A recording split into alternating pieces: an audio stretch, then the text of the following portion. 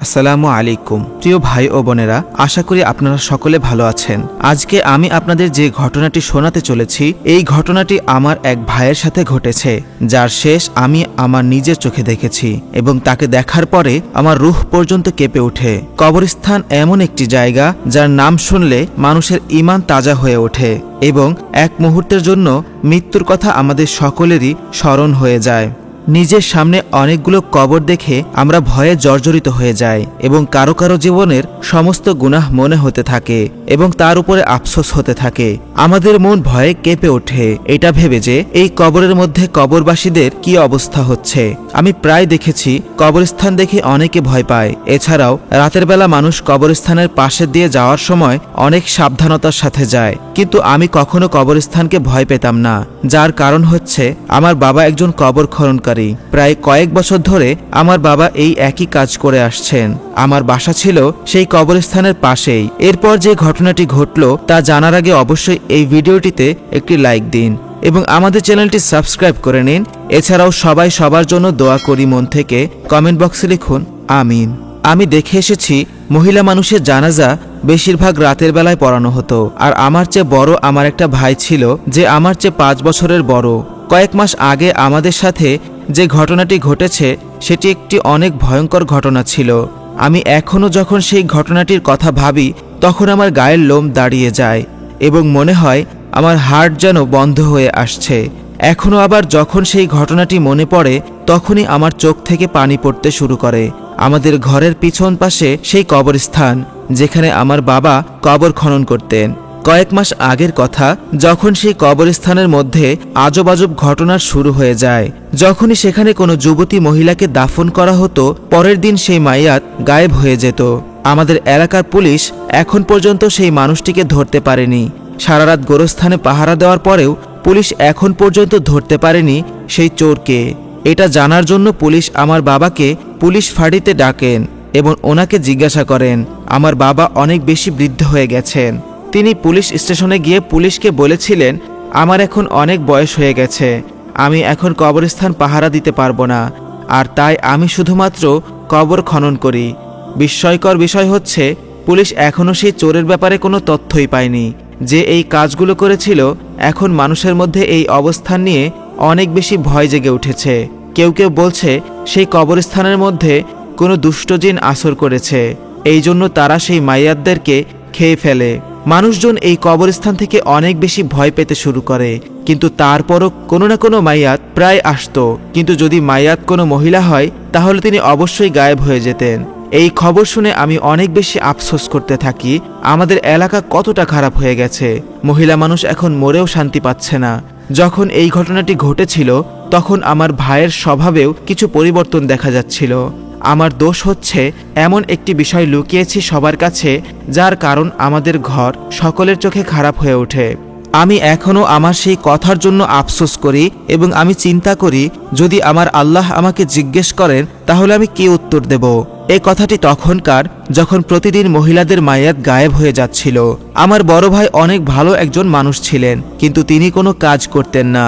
বাবা তাকে পাশের একটি ওয়ার্কশপে কাজ করার জন্য পাঠিয়েছিলেন, কিন্তু কিছুদিন পর সে সেখান থেকেও পালিয়ে চলে আসে।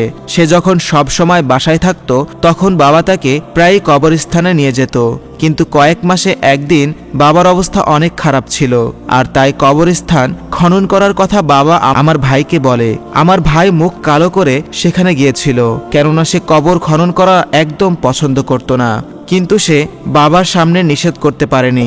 সেদিন সে আসরের ওয়াক্তের দিকে কবরস্থানে গিয়েছিল এবং ফিরে এসেছিল অনেক রাতে। যদিও সে অনেক বেশি কাজচোর মানুষ ছিল, কিন্তু সেদিন আমাকে তার জন্য অনেক রাত পর্যন্ত জেগে থাকতে হয়েছিল, কেননা আমার মা বাবা খুব তাড়াতাড়ি ঘুমিয়ে যেত। এরপর সে যখন বাসায় আসলো আমি তাকে দেখে একটু চিন্তায় পড়ে গেলাম, কেননা শীতকাল হওয়ার পরেও তার মুখ থেকে ঘাম ঝরছিল এবং তার চেহারা থেকে হাসি খুশি হারিয়ে গিয়েছিল এবং তার সমস্ত শরীর মাটি দিয়ে ভরা ছিল। তখন সে তাড়াতাড়ি করে ঘরে ঢুকে দরজা বন্ধ করে দিল এবং আমাকে বলল, তাড়াতাড়ি আমার কাপড় বের করো, আমি গোসল করতে যাচ্ছি। আমি তাকে দেখে আরও বেশি চিন্তায় ছিলাম, কারণ তার এরকম অবস্থা আমি কখনো দেখিনি। এরপর সে যখন গোসল করে এলো, আমি তাকে খাবার কথা জিজ্ঞেস করলাম। সে সরাসরি নিষেধ করে দিল এবং বলল, আমার খিদে নেই। আর এই কথাটিও আমার অনেক বেশি অবাক করা মনে হচ্ছিল, কেননা তার অনেক বেশি খিদে লাগতো আর সে খাবার না খেয়ে কবর খনন করতে চলে গিয়েছিল। সেদিন যাওয়ার সময় আমাকে বলেছিল ফিরে এসে খাবার খাবে, আর এখন এত রাতে এসেছে তবুও আবার খেলো না। এমনটা এর আগে কখনোই হয়নি। না জানি কি চলছিল সেই সময় তার মাথায়, এবং সেদিন রাতে সে বিছানায় মশারি না ফেলে ঘুমিয়ে পড়েছিল। কিন্তু পরের দিন আমার বাবা যখন কবরস্থান থেকে ফিরে আসলেন, তখন তিনি অনেকটা চিন্তায় ছিলেন, কেননা তিনি বাসায় গিয়ে আম্মাকে বললেন যে মেয়েটির কবর আকবর খনন করতে গিয়েছিল, সেই কবর থেকে সেই মেয়েটির মায়াত গায়েব হয়ে গেছে। এটা শুনে আমার বড় ভাই আকবরের হাত থেকে পানির গ্লাসটি নিচে পড়ে যায়, আর সে সময় খাবার খাচ্ছিল। বাবার কথা শুনে অনেক বেশি বিভ্রান্ত হয়ে গেল। আমার বাবা যখন আকবর ভাইকে ভালো করে দেখতে লাগলেন, তখন আকবর ভাইয়ের অবস্থা অনেক খারাপ ছিল। এরপর বাবা বলল, তোমার কি হয়েছে? বাবার কথা শুনে কিছুটা ভয় পেয়ে বলল, না কিছু হয়নি। আরও বলল, বাবা আমি ঠিক করে কবর খনন করেছিলাম, আমি জানি না কি হয়েছে। এই কথাগুলো বলতে বলতে আকবর ভাইয়ের শরীর থেকে ঘাম ঝরছিল। সে কথা আটকে আটকে কথা বলছিল। এরপর বাবা তাকে বলল, তুমি তো মাগরিবের আগেই কবর খনন করে শেষ করে ফেলেছিলে। এর পরের সময়টাতে তুমি কোথায় ছিলে? তুমি সারা রাত কোথায় ছিলে? সেদিন এই কথা শুনে আকবর ভাই অনেক বেশি চিন্তায় পড়ে গেলেন এবং বলল, আমি বন্ধুদের সাথে দেখা করতে গিয়েছিলাম, আর আমি তো এমনিতেও কবরস্থানকে অনেক বেশি ভয় পাই। কিন্তু আকবর ভাইয়ের কথা শুনে মনে হচ্ছিল ওনার কথার সাথে কাজের কোনো মিল নেই। কিন্তু বাবা তখন তাকে বলল, আজ থেকে তুমি কাজ শেষ করে সোজা বাসায় চলে আসবে। আজকাল আমাদের আশেপাশে পুলিশ অনেক বেশি ঘোরাফেরা করছে, এবং পুলিশ যাকে কবরস্থানের আশেপাশে দেখছে তাকেই ধরে নিয়ে চলে যাচ্ছে। কিন্তু এর কিছুদিন পরে আকবর ভাই আবারও একদিন অনেক রাতে বাসায় ফিরলে সেদিন তার অবস্থা ততটা খারাপ ছিল না, কিন্তু ঠিক পরের দিন আবারও একই খবর শুনতে পাওয়া গেল। আর এখন আমার ভাইয়ের উপরে আমার সন্দেহ জাগতে শুরু করেছে, কেননা যেদিনই কোনো মায়াত হারিয়ে যায় সেদিনই আমার ভাই রাত ৩টা-৪টার দিকে বাসায় আসে। আমার ভাইয়ের ব্যবহার আমার কাছে কিছুটা সন্দেহজনক মনে হচ্ছিল, কেননা সে ধীরে ধীরে প্রতিদিন রাতে অনেক বেশি দেরিতে বাসায় ফিরতে থাকে, এবং প্রতিদিন তার কাপড় চোপড় মাটিতে ভরপুর থাকতো, এবং বাসায় ফেরার সাথে সাথে সে গোসল করতে চলে যেত। আর এটা শুধুমাত্র তখনই হতো যখন কোনো জোয়ান মাইয়াতকে দাফন করা হতো, এবং পরের দিনই শোনা যেত সেই মাইয়াত গায়েব হয়ে গেছে। একদিন আমি আলমারি পরিষ্কার করতে গিয়ে আমার ভাইয়ের অনেকগুলো টাকা পাই, কিন্তু আমার বাবা তো কবর খনন করে তিনি যে টাকা পান সেটা তো সংসারের খরচেই লেগে যায়। ধীরে ধীরে আমার ভাইয়ের উপর আমার সন্দেহ আরও বাড়তে থাকে। এরপর একদিন সন্ধ্যাবেলায় আমার এলাকায় একজন মেয়ের মৃত্যু হয়ে যায়, এবং সেই মেয়েটির কবর খনন করেছিল আমার বাবা। কিন্তু সেদিন রাতে আমার ভাই রাত 12টার দিকে লুকিয়ে বাসা থেকে বের হয়ে গিয়েছিল। আর আমার কেন জানি সেদিন বিশ্বাস হচ্ছিল আমার ভাই আজকেও কবরস্থানে যাবে। এই জন্য আমিও সেদিন আমার ভাইয়ের পিছনে যাই। এরপর আমি আমার ভাইয়ের পিছনে গিয়ে দেখলাম সে কবরস্থানে গেল, এবং সেখানে আগে থেকেই 4 জন ছিল। এরপর তারা সকলে মিলে অন্ধকারের মধ্যে একটি গর্ত করতে থাকে। এরপর আমি অবাক হলাম তখন যখন দেখলাম সেই 4 জন ছেলে এবং আমার ভাই সেই গর্তের ভিতরে ঢুকছে। এরপর কিছুক্ষণ পরে যখন তারা সেই গর্ত থেকে বের হলো, তাদের সাথে করে সাদা কাপড় পরা একটি মেয়েকে বের করে নিয়ে আসলো, এবং তারা সেই মাইয়াতকে নিয়ে জঙ্গলের আড়ালে চলে গেল। আমি সেদিন সেখান থেকে চলে আসি, এবং আমার ভাইয়ের উপরে আমার অনেক বেশি ঘৃণা হতে শুরু করে। এরপর সেদিন রাতে আমার ভাই যখন বাসায় আসলো, তাকে দেখে আমার অনেক রাগ হচ্ছিল, কেননা কি করে একজন মানুষ একজন মৃত মহিলার সাথে জেনার সম্পর্ক করতে পারে। এই কথাগুলো ভাবতে ভাবতে আমার শরীর কাঁপছিল।